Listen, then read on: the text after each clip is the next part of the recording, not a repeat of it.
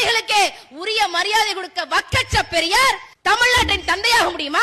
தமிழர்களுக்கான தந்தையாக இருக்க முடியுமா? 27 வயது பெண் மணியம்மை அது வரைக்கும் பெரியாரை அப்பா அப்பா தந்தை தந்தை என்றுதான் கூப்பிடும். இவர் போயிருப்பாரு, அந்த அம்மா கேட்டிருக்கும், மணியம்மை கேட்டிருக்கும் அப்பா அப்படின்னு இருப்பாங்க. அதுக்கு பெரியார் சொல்லிருப்பாரு, சொத்தை காப்பாத்தணும், சொத்தை காப்பாத்தல அப்படின்னா என் அண்ணனுக்கும் அண்ணன் மகனுக்கும் போயிரும், அதனால இந்த சொத்தை எப்படியாவது பாதுகாக்கணும், என்ன கட்டிக்கிறியா மகளே அப்படின்னு சொல்லி கேட்டிருப்பார். ஒரு தகப்பன் ஸ்தானத்தில் இருக்கிறவர் 72 வயது முதியவர் 27 வயது பெண்ணிடம் என்னை கட்டிக்கிறியா என்று கேட்டவன் தமிழ்நாட்டு பெண்களுக்கு பெண் விடுதலை கொடுத்தார் என்று பேசுவது எவ்வளவு பெரிய அவமானம், எவ்வளவு பெரிய அவமானம். கேட்டா நாங்க பெரியாரை கேவலமாக பேசணும். பெரியாரே கேவலமானவர் தான்டா, பெரியாரே கேவலமானவர் தான்.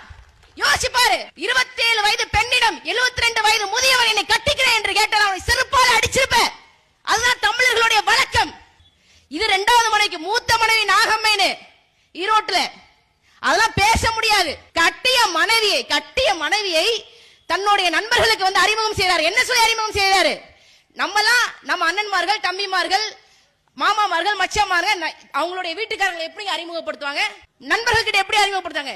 இதாங்க என்னோட மனைவி, இவங்க பேர் லட்சுமி, இவங்க பேர் சரஸ்வதி, வீட்டுக்கு வந்திருக்காங்க, இந்த ஊர் பெண் அப்படின்னு.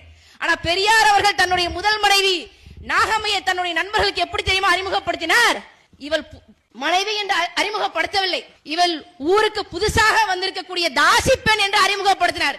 இவரெல்லாம் பெண் விடுதலை பேசினார், பெண்களுக்காக போராடினார் என்றால் இந்த சமூகம் நம்பிக்கொண்டிருக்கிறதா? கட்டிய மனைவிகளுக்கே உரிய மரியாதை கொடுக்க வக்கச்ச பெரியார் தமிழ்நாட்டின் தந்தையாக முடியுமா? தமிழர்களுக்கான தந்தையாக இருக்க முடியுமா?